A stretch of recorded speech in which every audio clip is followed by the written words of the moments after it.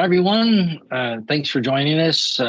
This month, we're going to talk about Swift and restricting internet access. We're so glad you're with us and are interested in the topic.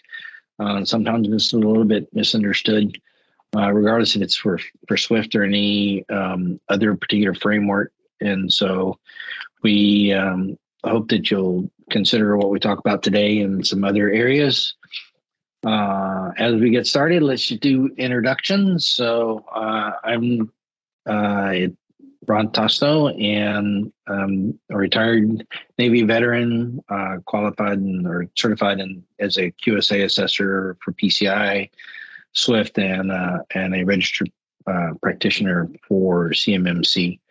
And my experience just really goes across the multiple industries in the global sector, and have seen companies all the way down from 10 people's shops to, hundreds of thousands of employees. And with me today is Renee. Renee's a retired police officer. She's also one of our registered practitioners, one of the Swift assessors, and has certifications in ISO 27001 and as a CISSP. And she is our subject matter expert on CMMC version 2. And so with that, good morning. Thanks for joining me today, Renee. We'll just quickly jump in on housekeeping. So if you're participants, your microphones and cameras are turned off. But do encourage you to use the QA. If you're on the desktop version, the QA button for questions and answers will be at the top, and we'll watch for those and provide responses as we can. We'll also have time at the end to respond for those.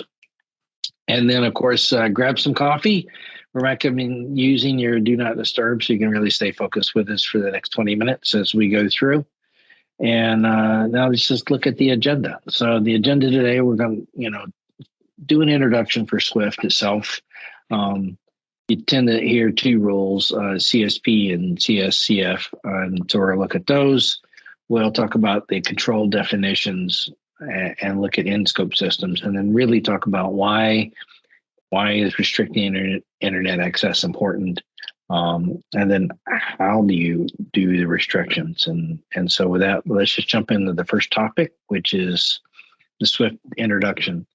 And so you see the customer security program and the customer security controls framework. And so there's a lot of confusion on what is the two aspects, because you see CSP and the CSCF interchanged on a regular basis. And so we just like to really help clarify what that is. So as you get into, what is it we're looking at and where we're focused, you understand where it fits for you.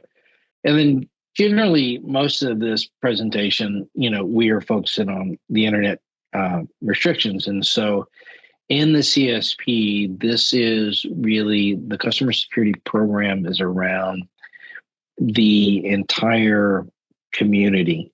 And so there's that three elements, you and your organization, your counterparts, and then of course the entire community, and how this piece and how each of these works, right? So as we go into CSCF, you'll find out that this is really what it says, and bullet number 1 is that this is your organization. That is how you get to the controls, and then the next one is how everybody else within the Swift community goes through the controls. And then how do you share that with one another to be aware of what are the weaknesses, within the community and for the counterparts you're working with. Now, I said that number 1, or the U part of the last, on CSP really gets into what you normally see. The CSCF, there's 3 objectives, 7 principles, and 32 controls overall that help manage, ensuring that you secured and controlled and protect your environment. And so today we're really looking at the objective that is to secure your environment, the principle of restricting access and protecting critical systems from general IT environment, and the specific control around restriction of internet access. And so going right into this particular restriction, so let's just define what this control is. Within the Swift community, there's always the objective. This is fairly common for most frameworks, right? Is to have an objective. What are you trying to do? The statement and the context are really amplifications that start with the baseline. And so this is pretty straightforward. The control objective, is to control or protect internet access from operator PCs or systems within a secure zone. And so it's pretty common, to see this kind of objective in anything that's critical. So from your everyday world, of course, in Swift, these are messages that are doing financial transactions. For PCI, it could be cardholder data. Any other framework, it could be PII for both employees or customers. And then so we really add that, we're going to control or protect the internet access in the secure zone, but from a statement side that have controlled direct internet access. And so when we think about this direct access, you say, okay, well, hey, how do I get computers updated? Everything is online now. And so direct access and indirect access are very distinctly different. And so this statement just really adds on to the protecting the computers in the secure zone from direct access to the internet in a general fashion that's in line with, the business. And then, of course, in the context, we have direct access that raises exposure to internet-based attacks. And so that's what we're trying to limit, right, is limiting and controlling that direct access is critical to ensuring that we reduce the overall exposure for internet-based attacks. And so this is really, right, so these three, always remember what's the first thing you do is what is the objective in any particular framework. Statements and context are really to give you some amplification to go around that. And of course, with Swift and other frameworks, there is, this is, when we say what is critical systems or sensitive systems. And so you really means that systems that carry out a particular functions. And so we have to figure out what systems are in scope with that. And so we're going to just get Renee to talk to us a little bit about the in-scope systems. So for there, Renee, would you share with us? Sure.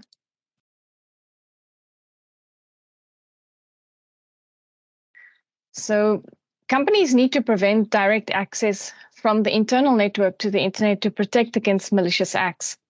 Daily activities that require internet use should be conducted outside of the secure zone. Companies inside the secure zone should not have direct access to the internet, and the connection to the external Swift network should be secured. Users should not be able to gain access to the secure zone without authorization and authentication. By controlling and restricting internet access, companies can reduce their attack surface. In the next few minutes, I will cover all the components that are in scope for architectures A1, A2, A3, A4, and B. The list of in-scope components include the following: dedicated and general purpose operator PCs, jump server, communication interface, messaging interface, GUI or graphic user interface, SwiftNet link, Swift and customer connector, new hardware security module or the HSM, and the two advisory components are other middleware server than customer connector used for data exchange between back office and Swift-related components, and the local or remote virtualization or cloud platform and their management PCs. Move this on. General purpose operator PCs are physical or virtual computers, laptops, tablets, or mobile devices that reside in the general environment. These devices are used for daily activities and accessing the Swift infrastructure that can be remote or local. They are considered end-user or administrator computers. Included in this are devices managed by customers to interact with, messaging interfaces, communication interfaces, the GUI, connector, business control solutions, or Swift-related applications. Dedicated operator PCs are operator or general purpose PCs residing in the secure zone. They are dedicated to interacting, operating, and maintaining other components in the secure zone. A jump server is an intermediary device that funnels traffic through firewalls using a monitored and secure channel. Jump servers create an added layer of security against outsiders wanting to maliciously access sensitive company data.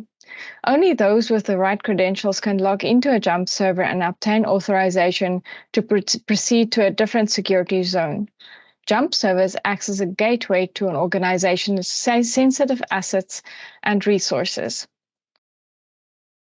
The communication interface is software that establishes a link between SwiftNet and usually the messaging interface software or a back office system. Swift can provide the communication interfaces, or alternatively, communication interfaces that hold a Swift-compatible label can also be provided by third-party vendors. The messaging interface is software that supports the use of various message standards through SwiftFin, Interact, FileAct, and SwiftNet Instant Messaging services. It is typically connected to the communication interface. Swift provides messaging interfaces, for example, Allianz Access, Allianz Messaging Hub, and others.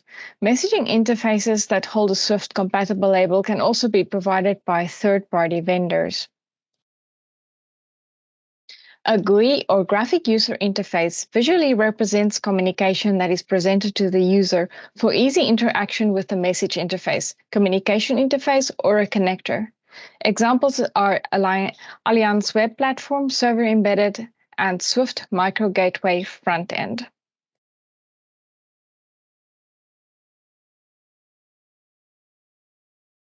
SwiftNet Link, or SNL, is a mandatory software product for access to Fin, Interact, and FileAct messaging services over a secure IP network.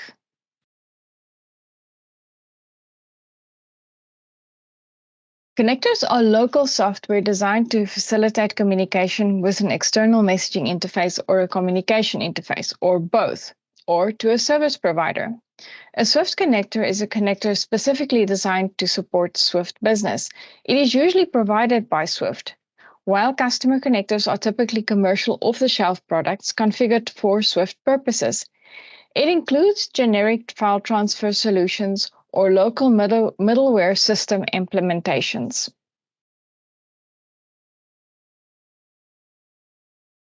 Hardware security module, or HSM boxes, are crucial to protecting the integrity of messaging operations for users. In 2023, Swift started working with customers to replace their existing HSM boxes. The replacement of the boxes is mandatory for Swift customers. This rollout will be complete by 2025.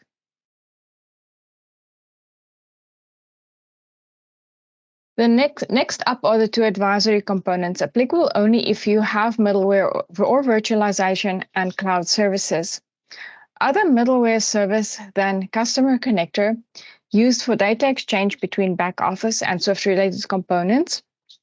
Middleware typically establishes a secure connection from the front-end application to back-end data sources using transport layer security or another network security protocol. It can provide authentication capabilities, challenging front-end application requests for credentials like username and password, digital certificates, and much more.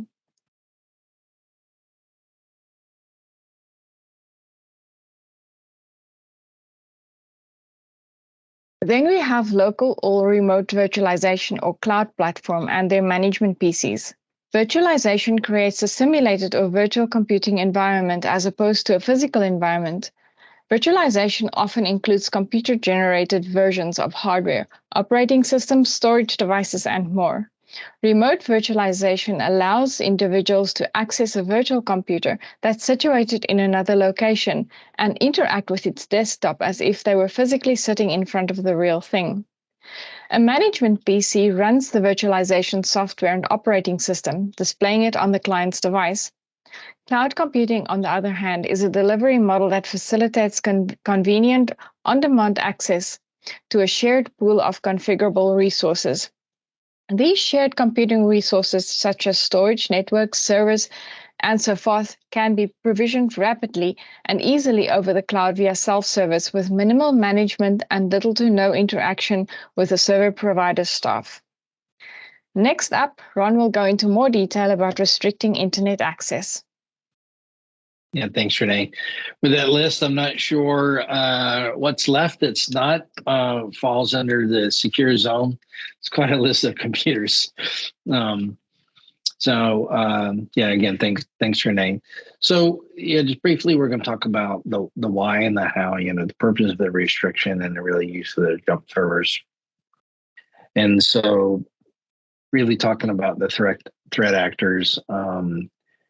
There's a lot of statistics, and regardless of which statistic you look at for which particular area, the one that seems to always pop out in my mind from, the first year of the pandemic to the second year from 2020 to 2021, there was an increase of ransomware attacks by more than 200%.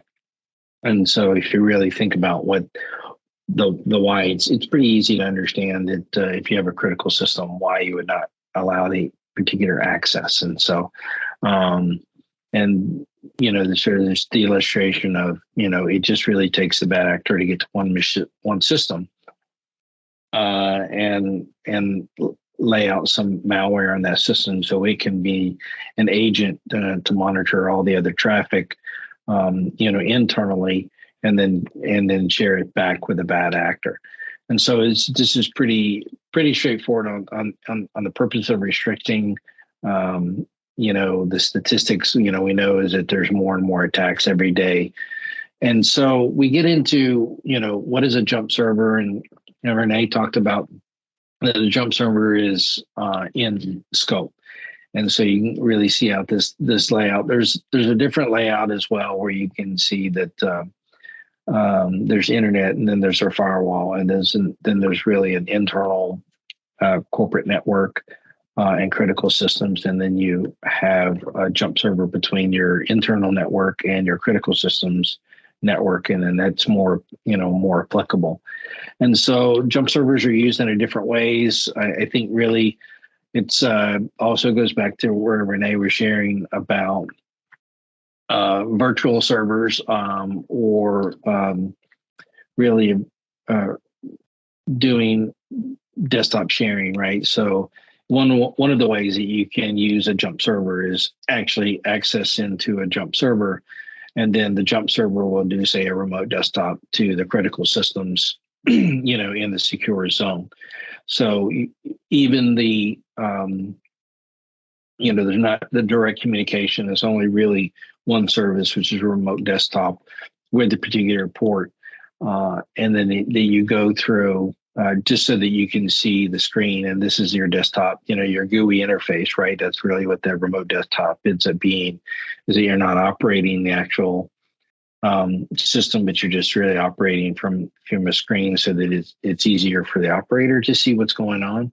But the actual restrictions to that computer, the only communications that are passing is the visual displays and operations without actually passing on any other access. And this prevents the malware from really going from one server to the other, because malware maybe is particularly when it comes from the internet, right, is really focused on like HTTP or HTTPS. There used to be some other less popular ones like FTP and Telnet, but most of those have been restricted for many years. And so you really get into the thought process of what are the means of restrictions, restricting the internet access, and then how do you get what you need to get done? And as I mentioned earlier, So we have to do a certain amount of management to the systems. We'll have to do configuration changes, update group policies as those change, and then really do patch management. And most of that is really between firewall and managed switches, jump servers. So you have your firewalls and what can it communicate with, and so if you think about the methodology of bad actors, phishing attacks, the whole goal for a phishing attack, right, is to initiate something, an action inside by a user, so that it requests information. In this particular case, bad actors are looking for information. It is requesting malware to come back into the system, via something that was clicked on.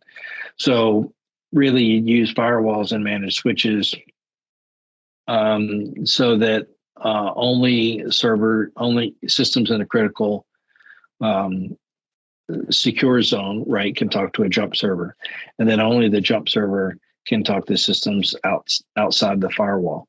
And so you really make that your priority. The other direction that you can go, if you can't use a jump server, or if there's something that's complex, is right, limiting of URLs or IP addresses and particular ports that are in use. And so if you have to do, especially as you go and say, okay, we really have said, okay, we can't do a managed server. We've got to use this particular service because this is our managed service provider, and they use a particular IP and a port, so that you make sure that only those particular ports are open. And so that's a restriction, and it's not a blocking. And so ideally, you would want to block. You would want a jump server to do the actual management of the system, and then a managed service provider have access to a jump server. And so it really puts that jump server in the middle. And then, of course, then a management and patch is, if you can do it from an internal system, that's ideal. Of course, for Windows, it's easier to do, from an Active Directory perspective, is what does that look like, and how do you put patches out? But there are some systems that, companies are using that is remote patch, requires that access to the internet. And so if you have one of those, you really go into the objective is, how did you restrict it? Or how did you control access? That gets down, really into the, if you have to go with direct access, then make sure that it's a very specific use case, what that use case is, when would that use case be allowed? Meaning you can also do things like, hey, it's only allowed between, say 9 a.m. and 11 a.m. on work days, while it's being monitored. And so even the access still had to be kind of manually approved at that moment so that you can watch the traffic. So these are really putting technology and people processes in place to make sure that you can restrict that internet. And so hopefully this is helpful for how we're working to restrict the access, still manage the system. We understand that, management is probably a biggest piece.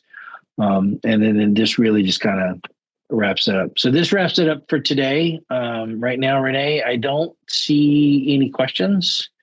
Unless you see any questions, I think, Nope. We appreciate everybody's time today. If you have any questions, please reach out to us. You can, of course, go to our website, servadus.com, servadus.com. You can also email us at sales@servadus.com. And then, of course, our phone number is also on the website. We'd love to hear from you. We were always adding new things to our blog page, so please stay tuned. And we hope to see you next month for the next webinar, which will be on PCI DSS for version 4.0 transition. And so thank you for coming, and you guys have a wonderful day.